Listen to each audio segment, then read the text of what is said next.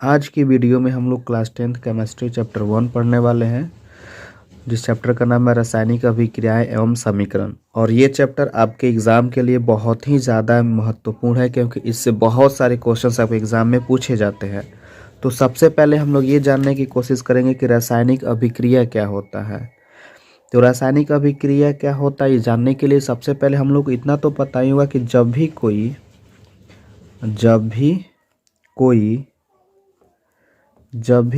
रासायनिक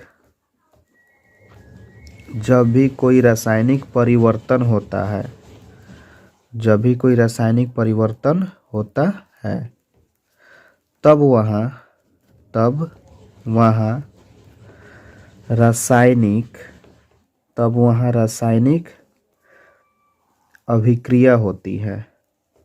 रासायनिक अभिक्रिया होती है। इतना हम लोग को पहले से पता होगा कि जब भी कोई भी रासायनिक परिवर्तन होता है तो वहाँ पे क्या होती है, रासायनिक अभिक्रिया होती है। तो हम लोग को ये जानना है कि आखिर रासायनिक अभिक्रिया है क्या। तो हम लोग उसको इस तरह से डिफाइन कर सकते हैं कि विभिन्न परिस्थितियों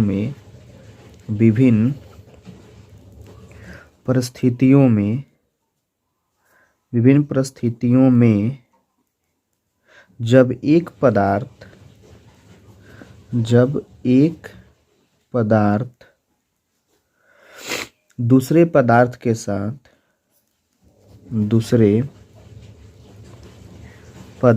साथ मिलकर या स्वयं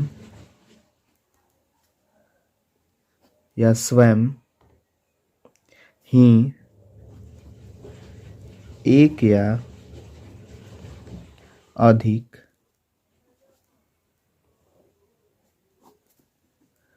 नए पदार्थों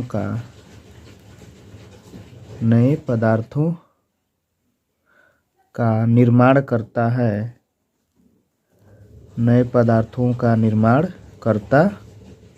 है और नए पदार्थ का गुण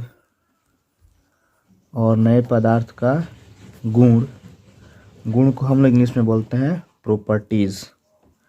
क्या बोलते हैं? प्रॉपर्टीज। तो और नए पदार्थ का गुण मूल पदार्थ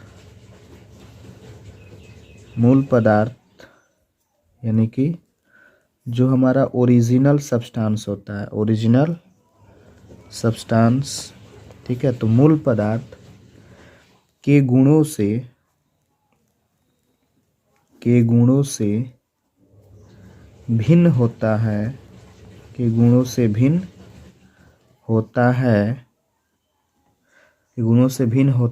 तो ऐसी क्रिया को रासायनिक अभिक्रिया कहते हैं।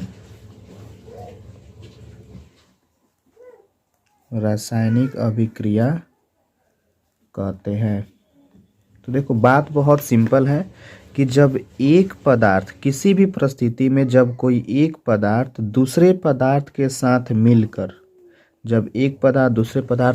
मिलकर या स्वयं ही एक या एक से अधिक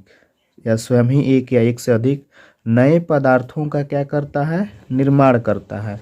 और जो नया पदार्थ बन रहा होता है उसका पदार्थ हमारे ओरिजिनल पदार्थ से जो पहले होता है उसके गुण से क्या होता है, बिल्कुल ही भिन्न होता है। तो ऐसी क्रिया को हम लोग कहते हैं रासायनिक अभिक्रिया। इसको हम लोग क्या कहते हैं, रासायनिक अभिक्रिया कहते हैं। ठीक है। तो हम लोग ये समझने की कोशिश करेंगे कि रासायनिक अभिक्रिया का पहले कुछ हम लोग एग्जाम्पल देखते हैं और फिर समझते हैं कि रासायनिक अभिक्रिया है क्या। जैसे कि मान लो, अगर हम एग्जाम्पल के लिए देखें तो जैसे हाइड्रोजन गैस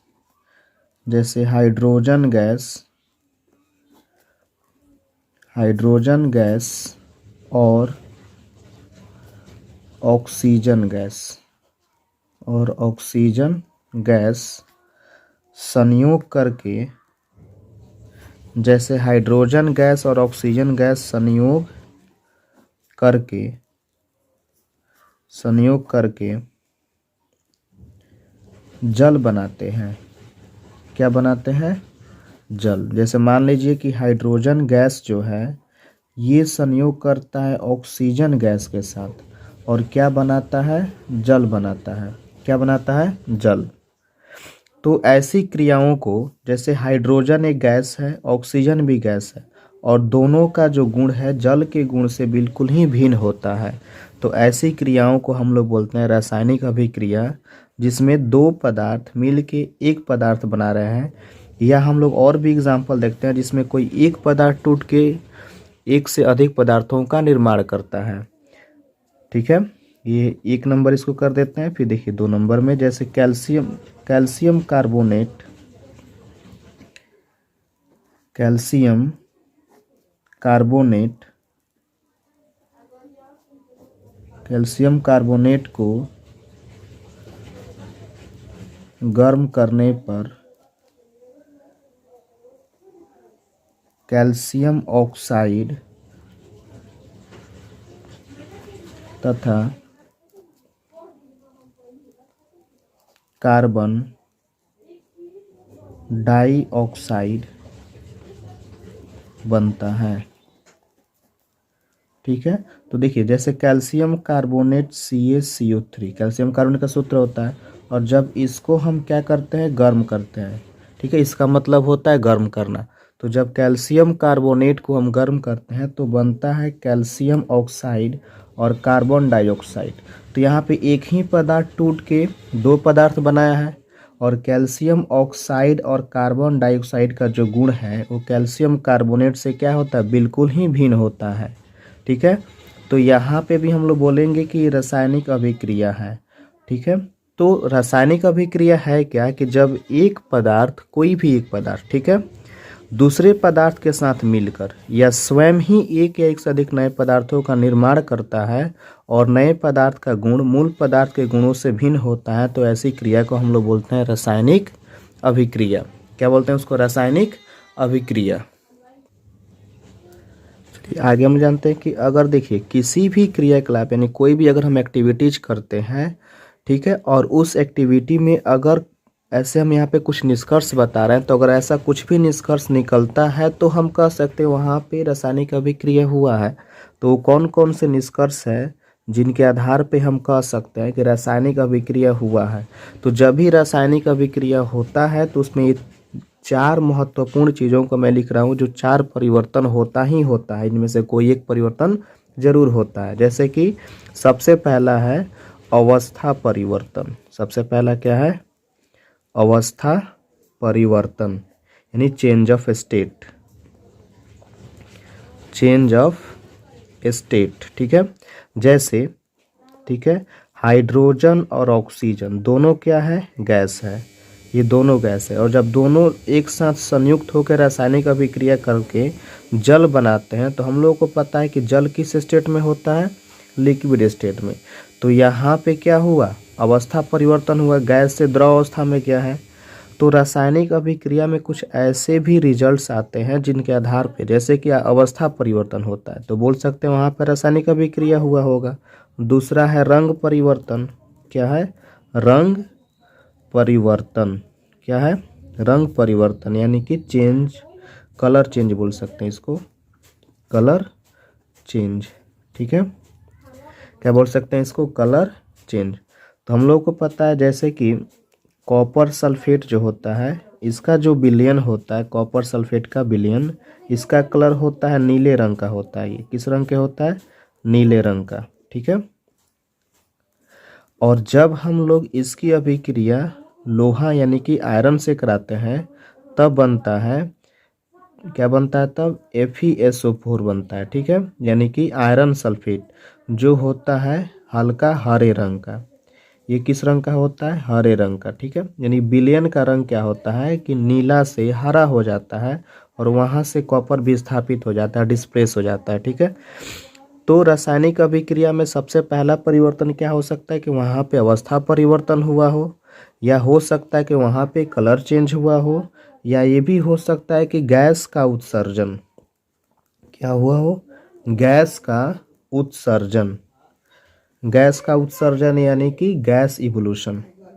क्या बोलेंगे इसको इंग्लिश में? Gas evolution. ठीक है, तो देखिए गैस इवोल्यूशन में, ठीक है, तो गैस का उत्सर्जन होता है तो उसमें देखिए जैसे धातु अगर अम्ल के साथ अभिक्रिया करता है, धातु किसके साथ अभिक्रिया करता है? अम्ल के साथ, तो वहाँ पे जो प्रोडक्ट बनता है एक होता है साल्ट और दूसरा होता है हाइड्रोजन गैस। क्या होता है? Hydrogen gas. तो धातु अगर अम्ल से अभिक्रिया करता है तो वहाँ पे बनाता है लवण और हाइड्रोजन गैस। ठीक है, तो यहाँ पे गैस का उत्सर्जन हुआ। तो ऐसे और भी रिजल्ट्स है जो रासायनिक अभिक्रिया में देखे जा सकते हैं, जैसे कि ताप परिवर्तन, ताप परिवर्तन। ठीक है, ताप का परिवर्तन, इसका सबसे अच्छा एग्जाम्पल है कि अगर हम लोग सोडियम को, ठीक है, ऑक्सीजन के कांटेक्ट में जैसे ही रखते हैं तो बनाता है सोडियम ऑक्साइड। क्या बनाता है? Sodium oxide. और वहाँ पे काफ़ी ज़्यादा मात्रा में क्या उत्पन्न होता है? ऊष्मा उत्पन्न होता है, यानी कि यहाँ पे तापमान बढ़ रहा है, ताप का परिवर्तन हो रहा है। तो ऐसे बहुत सारे अभिक्रियाएं होती है जिसमें किसी में या तो हो सकता है कि अवस्था परिवर्तन होता हो, किसी में रंग का परिवर्तन होता है, किसी में गैस का उत्सर्जन होता है और किसी में ताप में परिवर्तन होता है, या किसी भी अभिक्रिया में एक दो चीज़ें एक साथ भी हो सकती है। ठीक है, तो ये हमारा हो गया रासायनिक अभिक्रियाओं के कुछ उदाहरण, जिसमें हम लोग ये समझे कि रासायनिक अभिक्रिया होता क्या है, और रासायनिक अभिक्रिया होता है तो उसमें क्या क्या चीज़ें परिवर्तित होती हैं। क्योंकि रासायनिक अभिक्रिया है क्या? रासायनिक अभिक्रिया क्या है? रासायनिक अभिक्रिया क्या है? रासायनिक अभिक्रिया एक तरह से क्या है? रासायनिक परिवर्तन है। क्या है? रासायनिक परिवर्तन, यानी कि केमिकल चेंज। क्या है? Chemical change. तो जब भी कोई रासायनिक अभिक्रिया होता है तो ध्यान रखना है वहाँ पे रासायनिक परिवर्तन होता है, और उस परिवर्तन में हम लोग देख सकते हैं कि अवस्था परिवर्तन होता हो, या रंग का परिवर्तन होता है, या गैस का उत्सर्जन होता है, या क्या हो सकता है वहाँ पे ताप का परिवर्तन हो सकता है।